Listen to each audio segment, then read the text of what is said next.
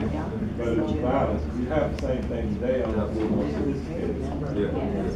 I mean, more things change and learn that.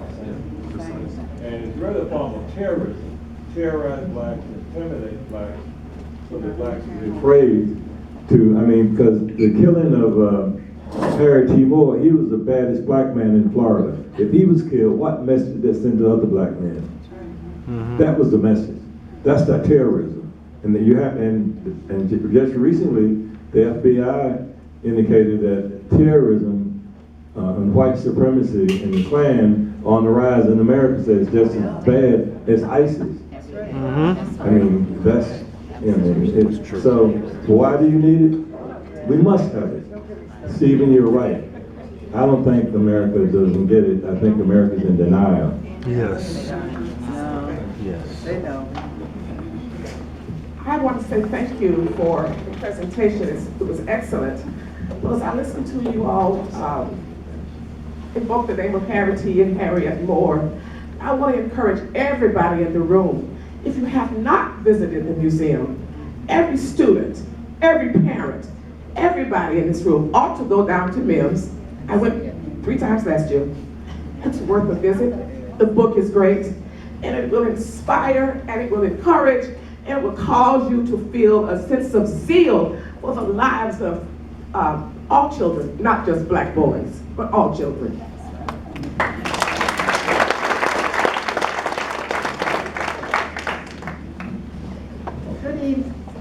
Good evening. I didn't grow up in Florida, but I grew up in the South. I grew up in Louisville, Kentucky. But what I wanted to say, and I'm looking at my children back here, put your cameras down and listen for a minute. No, what I was going to say, it's very important. You just touched your families. My mother died, not too long ago, but my sister went home. And she went into the house, and what she did, my mother, and those of you who are my generation, you know what I'm talking about. We used to write letters. We used to send clippings home. Because when we needed $5, we had to write a letter to our parents. We didn't think. But when she went home, she went upstairs. My mother had saved everything. I went to Tennessee State, and I was in the group with John Lewis and that little group. We integrated her counters. She had all the clippings. She had every report card back to 1940. She had everything, like the March on Washington and everything. So the reason I'm saying this, if you have grandmothers and people in your family, don't just go in there and start throwing out stuff. You would be surprised at the history. Some of you could find your own ancestry like that, but you would be surprised at the history. And I'm gonna tell you guys, you young people, you have no idea what some of us went through so that you could just go into McDonald's. All right.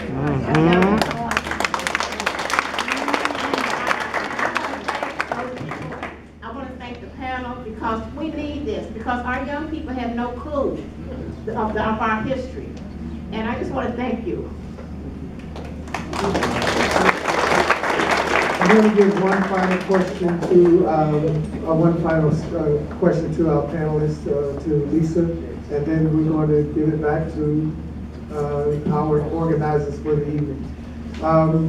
Robert has told me that you have a current project that's going on, so can you speak to the group about that?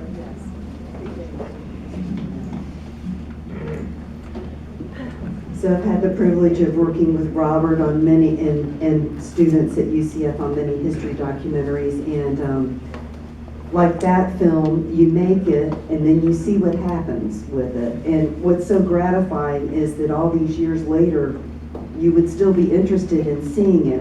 We're happy to show it to you. We made another film shortly after Hymns of Three Cities called Filthy Dreamers. And Filthy Dreamers is a story of women at Florida State College for Women in 1928, Senator Bob Graham's mother among them, who were faced with a Florida legislature that was being pressured to outlaw the teaching of evolution to women at Florida State College for Women, outlaw the teaching of psychology, sociology, They were not going to be allowed to teach that if that law were to pass. And then that law didn't pass, so they came up with another resolution to control the textbooks that the women were able to read and to see.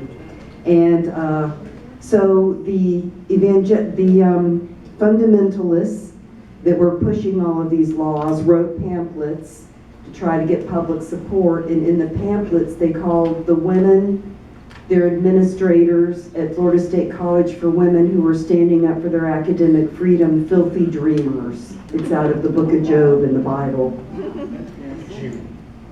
Book of Jude. So the film that we made back in 2013 called Filthy Dreamers is finally going to air on public television next month for the 100th anniversary of what's that? It's on Indigo as we speak. I did a Google on it. It's out there. No, that was something else. That's something. Oh, thank you. It's going to be on WUCF TV on Monday, March 30th at 10 at night.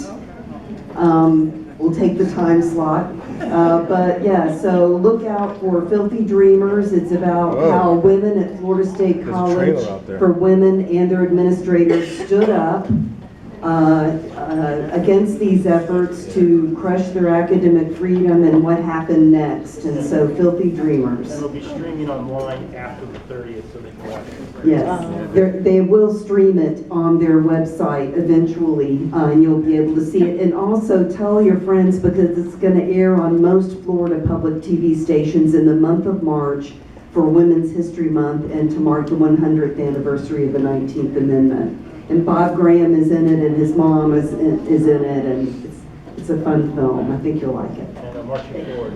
Oh yeah, and Marching Forward is our other film. It's a feature film that we made about Sanford's Wilson family, Chief Wilson, who was the famous band director at Jones High School. We have a film about him out called Marching Forward, and that's going to be shown at UCF Celebrates the Arts on Saturday, April 18th at 6 in the evening. And Jerry, I will send you the information about both of these films if you want to give it out to people. Thank you for letting us tell you about those things. Thank you so very much for coming. And I just want to say thank you to the panel for being so willing, so unselfishly willing to come out and do this presentation for us.